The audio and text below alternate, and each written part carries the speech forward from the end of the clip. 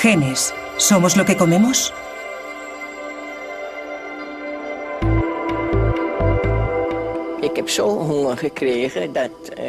En octubre de 1944 tenía tanta hambre que hasta me comía los bulbos de los tulipanes.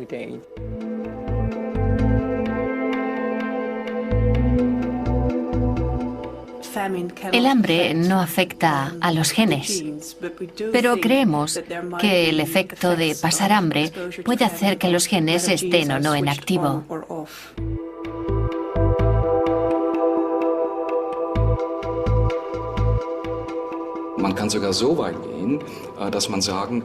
Ya sabemos que se puede influenciar en los genes mediante una dieta y la actividad enzimática.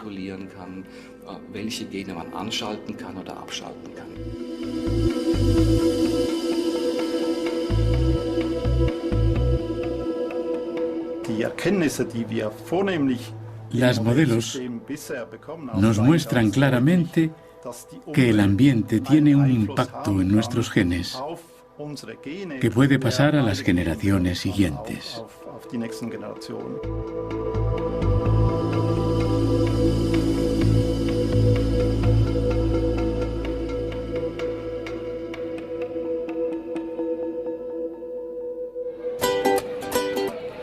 Todo el mundo sabe que la comida y la bebida son necesarias para la mente y el cuerpo. Pero la mayoría de nosotros no sabemos en qué medida afectan a nuestra apariencia y a nuestro comportamiento. La comida no solo nos sacia, sino que afecta a nuestros genes. Esta ciencia relativamente nueva se llama epigenética, significa además de la genética, y estudia cómo funciona todo eso.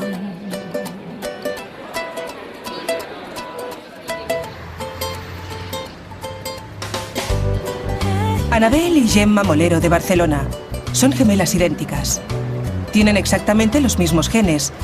Por eso son ideales para averiguar los cambios que los humanos sufren durante su vida en función de sus hábitos.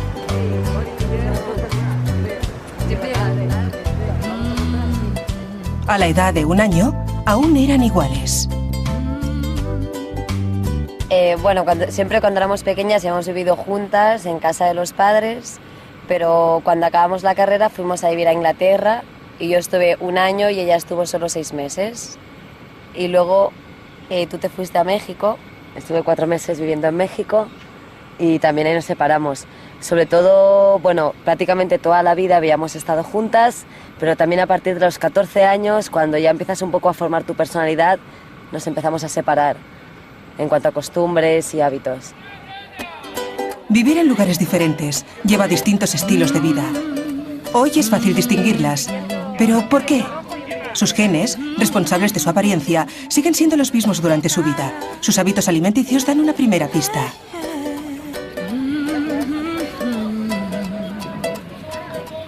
Mi alimentación realmente no está muy cuidada, no es muy saludable. Intento comer de todo, pero hay muchas cosas que no me gustan, muchas cosas que tengo alergia y no puedo comer. Entonces, sobre todo, como mucha pasta y como bastante carne. Lo que pasa es que yo hago bastante deporte, entonces intento cuidar mucho mi alimentación, como muchas verduras, muchas frutas. Creo que tengo una dieta bastante equilibrada. Además, a mí me gusta cocinar. Es evidente que la calidad y la cantidad de comida moldea el cuerpo, pero ¿cómo impacta en las personas sus genes? El doctor Manel Estellé trabaja en el Instituto de Investigación del Cáncer de Madrid. Tiene su propia teoría sobre la causa de los cambios. Toma muestras de saliva que contiene el ADN de las jóvenes. Sus genes siguen siendo idénticos, pero algo ha cambiado.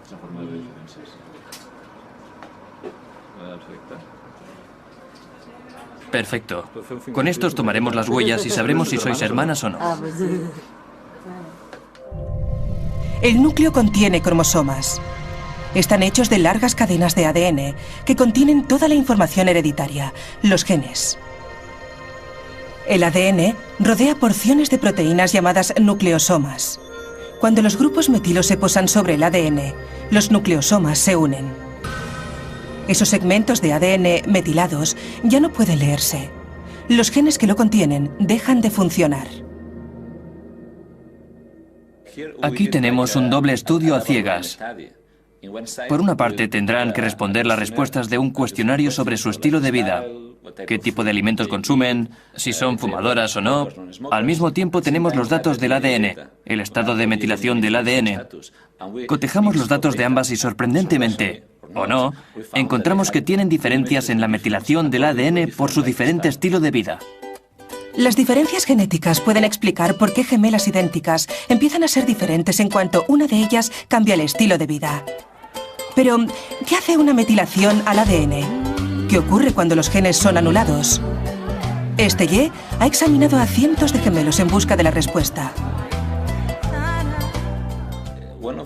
Uno de los casos más sorprendentes fue el de un par de hermanos gemelos que tenían un estilo de vida diferente. Uno padecía varias enfermedades y vivía en una gran ciudad, y el otro en un pueblo pequeño, y estaba sano. Para la epigenética, eran como personas distintas, como si ya no fueran gemelos, aunque la genética era la misma. Este fue uno de los casos más extremos que hemos estudiado.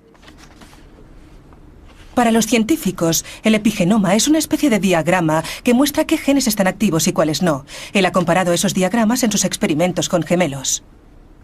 Aquí tenemos un estudio de gemelos, y este ejemplo es de dos gemelos que tienen la misma enfermedad.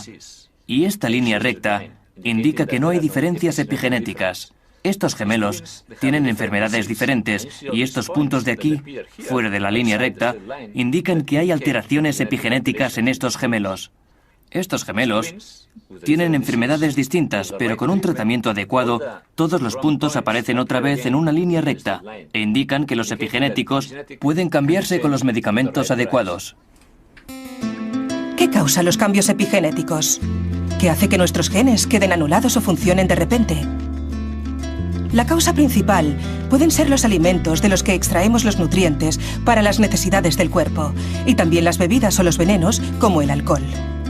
Incluso los materiales sintéticos que tocamos o el tabaquismo juegan un importante papel.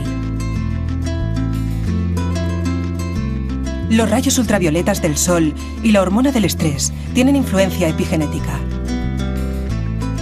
Las influencias de nuestro estilo de vida son lo que pone en marcha a nuestros genes y nos hace lo que somos.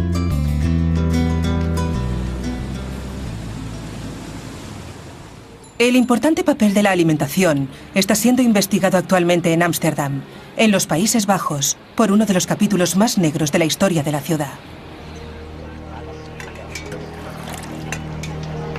En el invierno de 1944-45, las fuerzas alemanas de ocupación bloquearon el suministro de alimentos como castigo a los holandeses. Se quedaron sin apenas comida. Murieron miles de personas.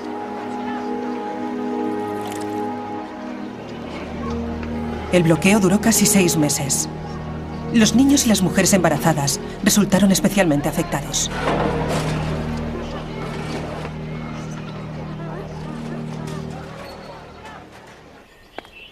La doctora Tessa Roseboom está examinando a mujeres que estaban embarazadas en aquella época. Quiere investigar los efectos a largo plazo de una mala nutrición. Lois Hoos es una de ellas. Cuando la jovial anciana de 87 años sirve hoy la comida, es difícil imaginar qué era para ella esperar horas y horas para comer cuando estaba embarazada. Nos explica cómo fue el parto.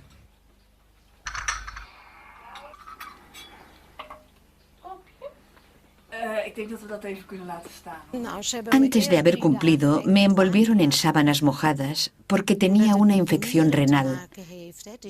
Intentaron provocar el parto para que mi hijo naciera antes. Las contracciones eran muy fuertes y me ataron porque no podía soportar el dolor.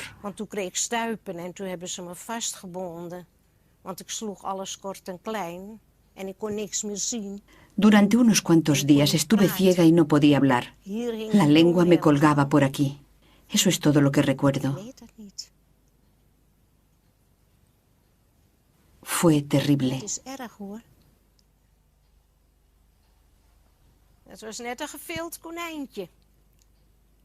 El niño parecía un conejo desollado, muy delgado y muy largo. Volvimos a casa, pero no podía alimentarlo porque no tenía nada. No podía salir con él a la calle porque no tenía ropa de abrigo ni cochecito. En 1945 hizo mucho frío. ¿Cómo iba a cuidar de mi hijo? Nadie me ayudó.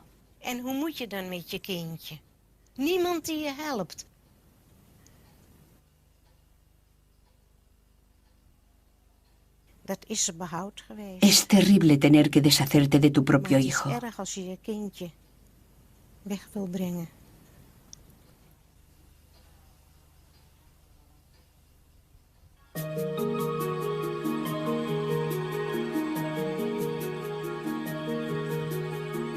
Este es el tipo de casos que se encuentran en los archivos de su consulta. Las llamadas telefónicas y los meses que ha pasado revisando documentos le han dado la oportunidad de hacer un estudio único. En ningún otro lugar se puede hallar las consecuencias de una malnutrición extrema en mujeres embarazadas y bebés no natos como en el periodo de 6 meses que duró el bloqueo de alimentos. Cientos de mujeres de diferentes clases sociales y sus hijos estaban igualmente afectados. Todas parieron a sus hijos en las mismas condiciones en el hospital Wilhelmina. Tenemos el registro de los nacimientos de los niños nacidos en la maternidad de Wilhelmina, Ámsterdam, en el tiempo de la hambruna, antes, durante y después de la hambruna, y los hemos seguido hasta la madurez. Hemos estudiado su estado de salud y los hemos comparado con quienes sufrieron hambre durante el embarazo y los que nacieron o fueron concebidos después de esos 6 meses. Roseboom ha dado con varias generaciones de la familia Fafiani. La científica ha interrogado durante horas a madre e hija sobre el invierno de la hambruna y las décadas siguientes. Su hija era recién nacida. Sí, y yo estaba muy preocupada por ella. Sabía que tenía que criarla, pero ¿cómo? No podía comprar leche. Y eso es importante para una criatura. Solo podía darle el pecho, pero no era suficiente. Fue terrible. Ahora se ha hecho evidente que las privaciones pasadas han tenido consecuencias para su hija. Cuando tenía 17 años, me encontraron cálculos en un riñón. Me subió la presión sanguínea y el nivel de colesterol.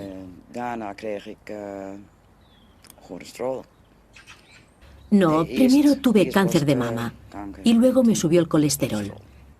Toda mi vida he tenido problemas de salud. El hecho de tener tan mala salud le ha hecho pensar.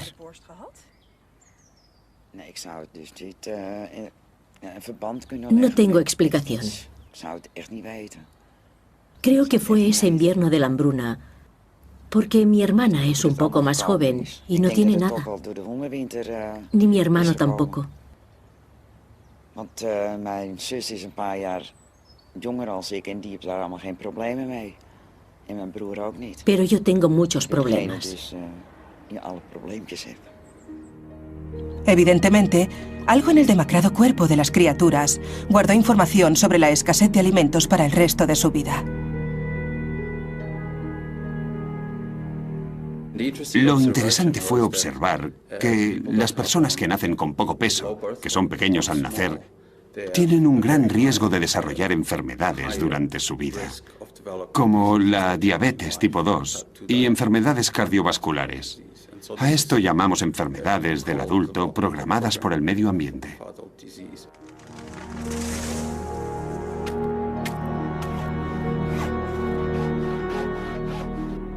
El hambre, por fuerte que sea, no puede cambiar nuestro ADN. Pero la mala nutrición permanente cambió los genes de los niños de la generación de la posguerra.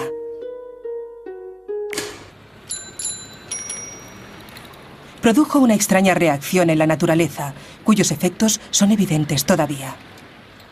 Lo que es fascinante desde el punto de vista de la epigenética es que algo que ocurrió hace tiempo, tarde o temprano, produce un efecto biológico.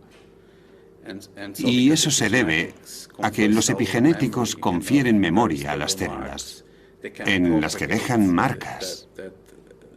Y unas décadas después, pueden propagar esa memoria de los primeros años de vida. Los dramáticos efectos que pueden tener los genes desactivados por los alimentos se pueden ver en estudios con animales.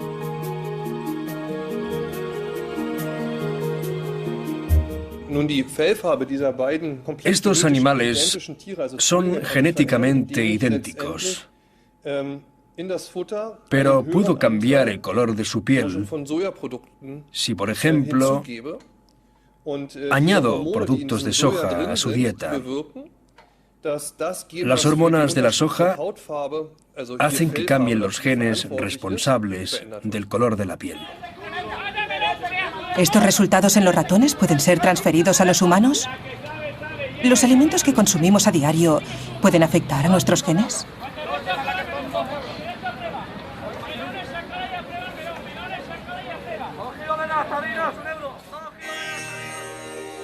Un grupo étnico de la India meridional que no come productos animales a causa de sus convicciones religiosas nos da una pista. Tanto los adultos como los niños gozan de perfecta salud a pesar de una higiene inadecuada según los modelos occidentales. Su dieta les proporciona todo lo que necesitan. Algunas de esas familias emigraron a Europa y continuaron comiendo de la misma forma que en su país, pero algunos de ellos enfermaron enseguida. La causa fue que las verduras meticulosamente lavadas no contienen la bacteria que suministra a los vegetarianos de la India la vitamina B12 importantísima epigenéticamente.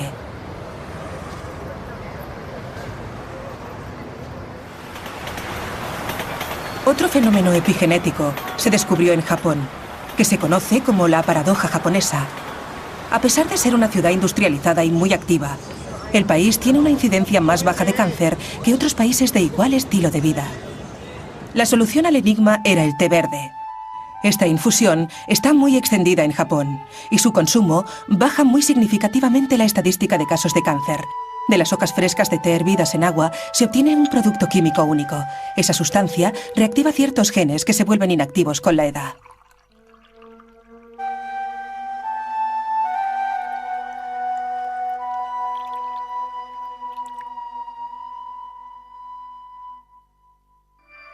El té verde elimina los grupos metil que anulan unos genes y reactivan otros.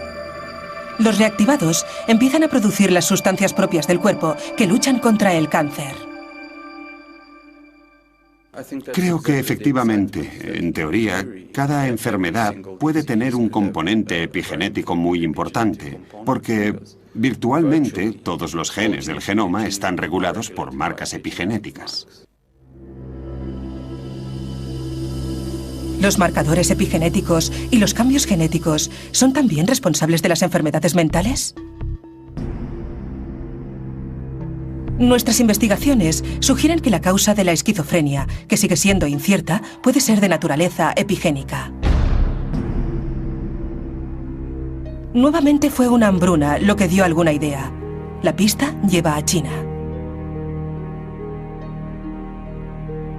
A finales de los años 50, Mao Zedong decretó que todos los hombres y mujeres tenían que trabajar en la producción de acero.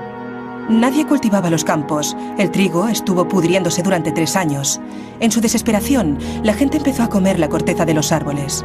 15 millones de personas murieron y se duplicaron los casos de esquizofrenia en la siguiente generación.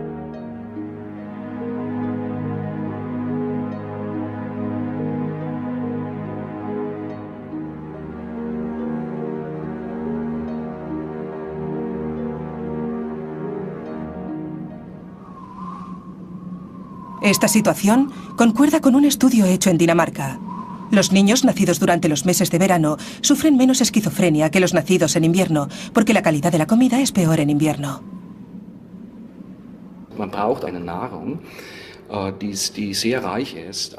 Se necesitan alimentos con un alto contenido de grupos metil. Puede ser folato, que contienen las berenjenas y las judías, por ejemplo. Si se comen esos alimentos, las enzimas que pueden liberar metil permanecen activas.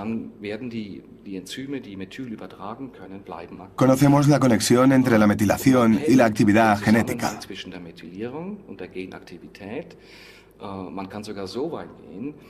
Incluso podemos llegar a decir que por medio de los alimentos que consumimos se puede regular la actividad enzimática e incluso anular ciertos genes. Nuestros cuerpos renuevan constantemente las células mediante la división celular. Ninguna parte de nuestro cuerpo tiene más de 7 años. Los materiales para esta obra de construcción provienen de lo que comemos. Para dividirse, las células tienen que realizar una inimaginable proeza. Nuestro ADN contiene 3.200 millones de pares de bases. Si la división celular tiene lugar cada 24 horas, nuestras células tienen que mover más de 44.000 pares de base al lugar correcto cada segundo. Si las células no tienen todo el material de construcción necesario a causa de la malnutrición, pueden producirse errores y se pierde información. Los desórdenes alimenticios, como la bulimia, hace mucho que forman parte de la sociedad moderna. Pero incluso las modelos que pasan hambre para mantenerse delgadas querrán tener hijos algún día. ¿Qué ocurre si los materiales de construcción que necesitan las células para desarrollarse en el útero, como el ácido fólico y la vitamina B12, no están disponibles porque la madre vomita continuamente durante el embarazo?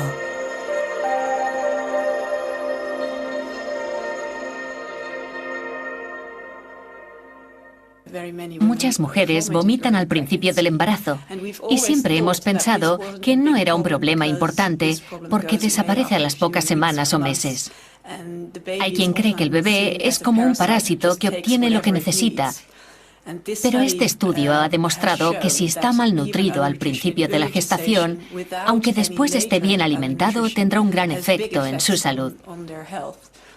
Actualmente estamos estudiando a mujeres que sufren de náuseas extremas y vómitos durante el principio del embarazo e intentamos averiguar si sus hijos tienen mala salud y si podemos ayudar a esas mujeres con una alimentación extra durante los primeros meses de la gestación.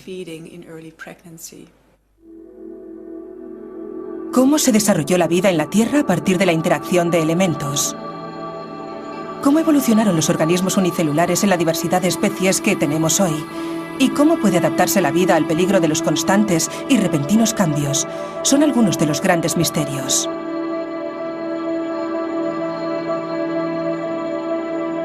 Mientras no tengamos las respuestas, solo podemos verlo como un milagro que hay que investigar.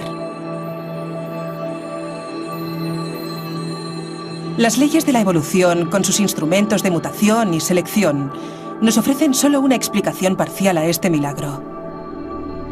Los epigenéticos pueden funcionar a una escala mucho más rápida, anulando y activando genes en una sola generación. Permiten respuestas rápidas a los cambios medioambientales. La epigenética se ha convertido rápidamente en la bomba de la ciencia biológica. Por eso, los científicos de la European Epigenome Network se han reunido en Madrid para intercambiar los resultados de las últimas investigaciones. El ambiente es de euforia. Y se producen los cambios. Es algo sensacional. Y es así porque es algo que la gente puede cambiar y debe cambiar. Es básico. El ambiente influye en nuestro genoma. Y el hecho de que el ambiente influya en la forma de trabajar de nuestros genes es de vital importancia para todo el mundo. Y esto es lo negativo. Esta es una nueva generación que ha crecido con un desarrollado sentido de la importancia de su dieta. Los resultados de sus investigaciones evidencian científicamente el motivo por el que algunos alimentos eran muy bien considerados antiguamente. El aceite de hígado de bacalao y el pescado activan en invierno los genes que producen anticuerpos. Algunas frutas de verano previenen el crecimiento incontrolado de las células, el cáncer. Los viejos maestros inmortalizaron algunos de los alimentos más activos epigenéticamente sin siquiera saberlo. La primera en sospechar el poder del bróquil fue Catalina de Medici, reina de Francia. Sus 10 hijos eran muy débiles y algunos murieron muy jóvenes. Se hizo traer plantas de bróquil de su país y a partir de entonces todos sus hijos sobrevivieron.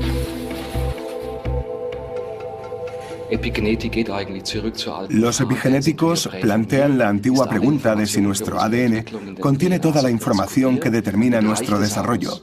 ¿Es suficiente conocer nuestra secuencia de ADN? Las actuales y sobresalientes publicaciones, como el desencriptado del genoma humano y de algunos otros modelos, nos demuestran que conocer el ADN no es suficiente. La secuencia del ADN humano contiene más de 3.000 millones de letras, más de 25.000 genes, pero esa información no es suficiente para decir, esta célula es una célula madre, esta célula es vieja y esta está enferma. No es suficiente. Con la activación y desactivación de los genes, los cromosomas pueden tener diferentes combinaciones de genes activos. Eso significa que hay un segundo nivel de información, nuestro epigenoma, un truco bioquímico que consigue cosas increíbles con nuestro compacto ADN.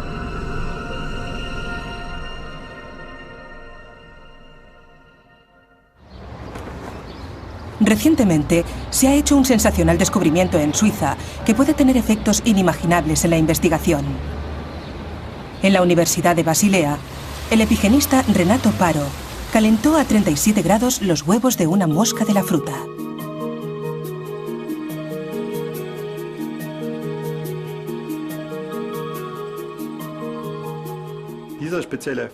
Esas moscas cambian el color de sus ojos de blanco a rojo cuando sube la temperatura.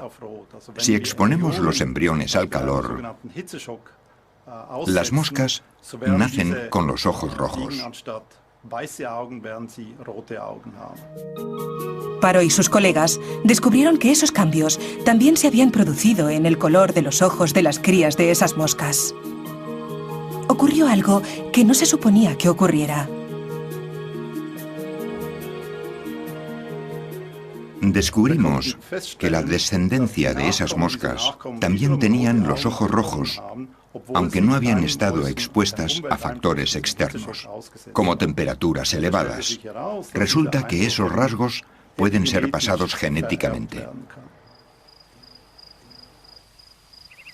La herencia epigenética significa que las características adquiridas pasan a la siguiente generación. Esta afirmación fue ignorada durante mucho tiempo, pero ahora se ha probado en las plantas.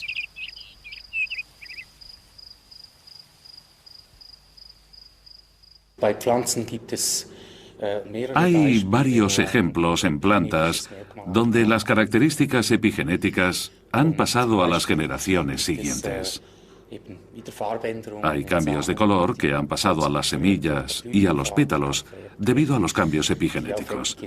Creo que los epigenéticos permiten reacciones rápidas y sabemos qué ocurre en las plantas. Se ha visto un gran número de procesos epigenéticos en plantas y estamos averiguando que los mismos mecanismos funcionan en animales. La impronta genómica fue descrita en plantas a principios de los años 70 y 10 años después fue hallada en ratones. Las características adquiridas pueden pasarse una afirmación que fue considerada absurda durante mucho tiempo. ¿Funciona también en los humanos? Creo que hay pruebas fehacientes de que existe la herencia epigenética, especialmente en respuesta al medio ambiente.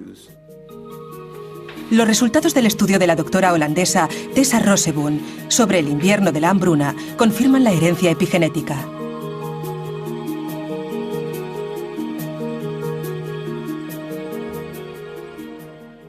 Los bebés que nacen en lugares con una climatología extrema serán muy eficientes procesando los alimentos. Y si siguen una dieta típicamente occidental, como son tan eficientes, almacenan una gran cantidad de grasas en los tejidos y también en las arterias, y cada vez serán más propensos a los ataques cardíacos, por ejemplo. Ha examinado las pruebas realizadas a los voluntarios en busca de cambios epigenéticos heredados. Mi hija tiene a menudo infecciones en la vejiga. No sé si eso tiene que ver con el invierno de la hambruna.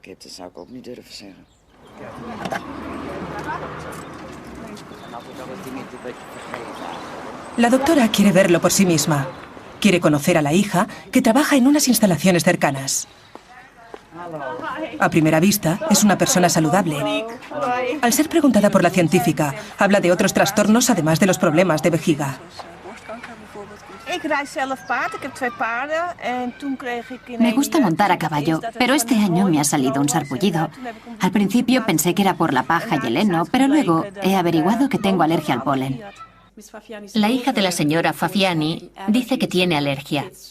Y eso concuerda perfectamente con nuestros resultados hallados en los niños malnutridos mientras estaban en el útero de sus madres. Tienen más enfermedades. En general, no tienen buena salud. Y suelen tener alergias, exactamente como ella ha dicho. Eso podría significar que no solo pasamos nuestros genes de generación en generación, sino también nuestra información epigenética, un dato muy importante.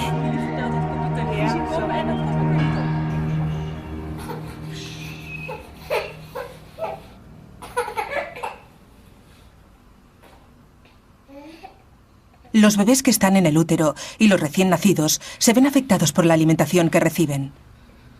Lo que comen en los primeros meses de vida programa sus cuerpos para el resto de su existencia. No solo es importante el alimento, sino el material donde se sirve. Los biberones, hechos de policarbonato, contienen una sustancia que se desprende en pequeñas cantidades. El bisfenol A es un material fundamental que se utiliza en la elaboración de plásticos y en los contenedores de productos de larga duración, de resistencia al calor y de seguridad, como los cascos para ciclistas, gafas de seguridad, CDs, DVDs, parabrisas, teléfonos móviles y menaje para el hogar. También se encuentra en los biberones. Y cuando se calientan las moléculas de plástico que se desprenden, las consume el niño junto con la leche. El bisfenol A no es tóxico, pero no es totalmente inocuo.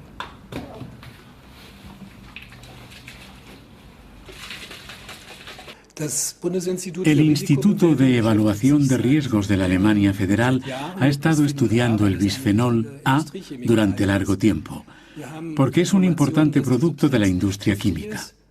Sabemos que esta sustancia no es tóxica ni cancerígena, pero es capaz de producir efectos como las hormonas. Por su estructura molecular, el bisfenol A se adhiere a nuestros receptores de estrógenos. Estos receptores se vuelven activos y pueden activar genes que deberían estar inactivos.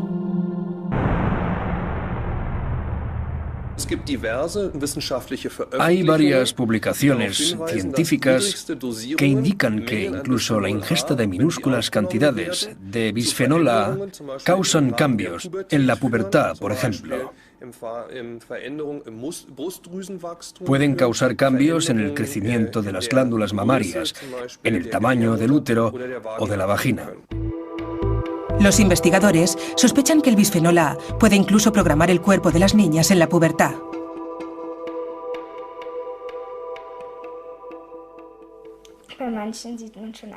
Dicen que hay niñas que desarrollan pechos. Esas niñas se quejan porque son demasiado jóvenes, ya que algunas solo tienen 9 años.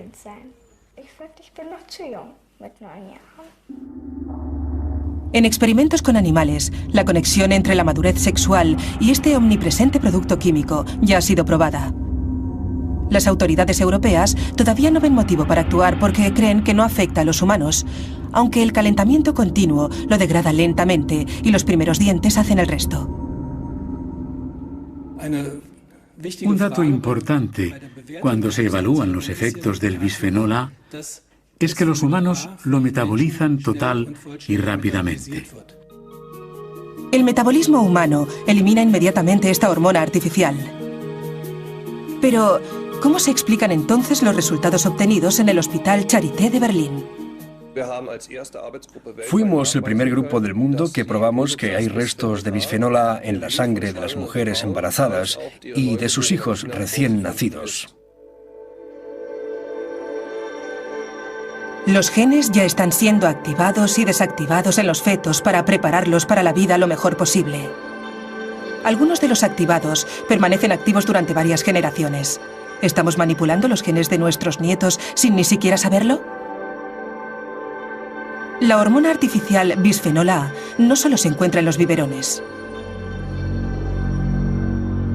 La mayoría de latas de conservas están cubiertas con bisfenol A.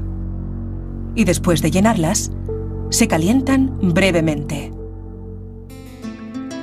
Según los investigadores, la tendencia a la obesidad también puede ser debida a esta sustancia, porque en experimentos con animales se ha probado que tiene consecuencias en las ratas.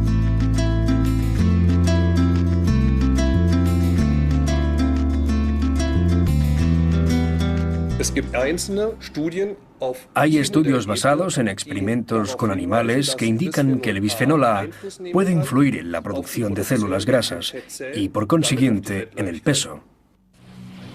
Los informes de Schoenfelder y de otros 160 documentos advierten de los riesgos del bisfenol A.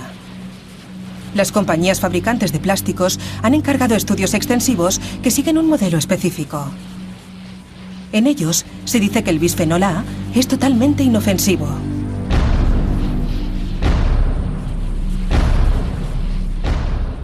Todos los estudios realizados utilizando este patrón demuestran sin lugar a dudas que esta sustancia no es peligrosa. No hay motivos para cuestionar el uso del bisfenol A. El producto es benigno y seguro. Otros países no creen que este material sea tan inocuo. Canadá ha publicado un informe que dice que los plásticos que contienen bisfenol A deben ser eliminados de las áreas en que afecten a mujeres embarazadas y recién nacidos. Yo apruebo esa decisión. Los padres que no quieren correr riesgos utilizan productos plásticos que no contienen bisfenol A o biberones de vidrio, particularmente en Estados Unidos y Japón. Todo lo que debe haber en los biberones de los bebés es leche y no estrógenos sintéticos.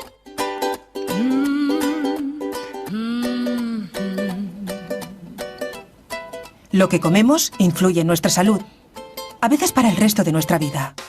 Por eso, la dieta de las mujeres embarazadas y los niños es tan importante. Ahora se empieza a entender su gran importancia. La epigenética empezó estudiando el cáncer, pero ahora sabemos que es aplicable a otras enfermedades y desórdenes mentales, como por ejemplo el Alzheimer, las enfermedades vasculares, y pronto se aplicará en cualquier estudio de las enfermedades humanas. Nuestro tracto digestivo es una zona que suele verse afectada por tumores cancerosos. En Berlín, los epigenistas han unido sus fuerzas con los médicos. Y esta joven ciencia estará al servicio de la prevención del cáncer lo antes posible.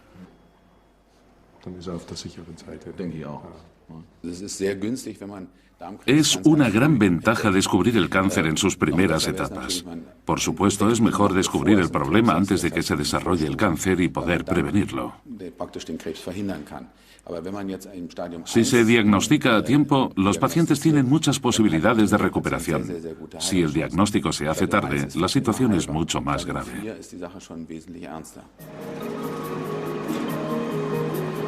Para prevenir estados irreversibles, en Berlín se ha desarrollado un nuevo procedimiento. Un análisis de sangre normal es suficiente. El ADN de los pacientes se extrae del plasma sanguíneo.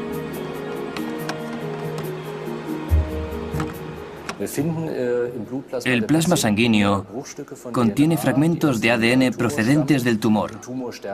Las células mueren en el tumor. El ADN se desprende y encuentra su camino en el torrente sanguíneo. En la muestra de sangre encontramos el ADN del tumor porque las huellas de metil en el ADN son diferentes al ADN de la sangre de un paciente sano.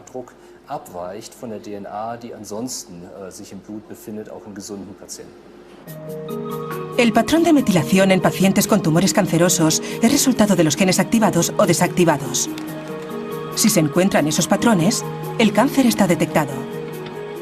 Aunque este método está en periodo de ensayo, las ventajas de la diagnosis epigenética son evidentes. El cáncer se detecta mucho antes que en las exploraciones rutinarias. La medicina epigenética puede tratar enfermedades antes de que sean evidentes.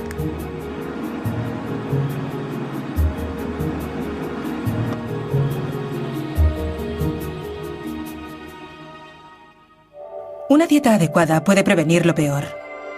Las superestrellas de la dieta epigenética son los aguacates, el bróquil y las granadas, cuyos milagrosos efectos se han probado hace mucho tiempo.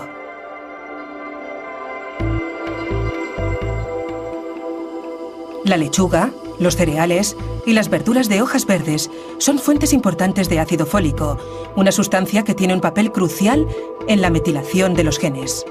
Nuestros genes también agradecen alimentos del libro de cocina de las abuelas, como judías e hígado. El mejor consejo es una dieta equilibrada, porque alimentamos también a las futuras generaciones. Hay alimentos especialmente indicados por su importancia durante el embarazo.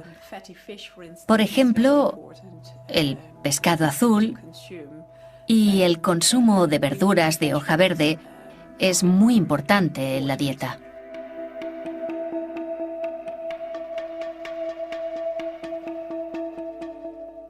No podemos culpar totalmente a nuestros genes de nuestro comportamiento o de nuestras enfermedades. Nosotros tenemos cierta responsabilidad. Podemos cambiar esos genes gracias a la epigenética. Y eso está relacionado con nuestra conducta y la forma en que nos exponemos a los carcinógenos o a las sustancias del ambiente.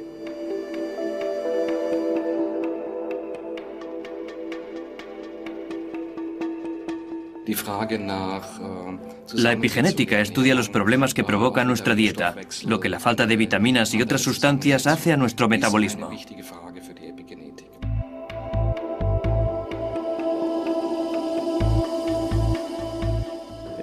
Si podemos entender cómo funciona y conocemos el buen funcionamiento, podremos evitar muchos problemas. Los pacientes con cáncer pueden beneficiarse especialmente de la eficacia de la medicación epigenética. Por medio de la epigenética,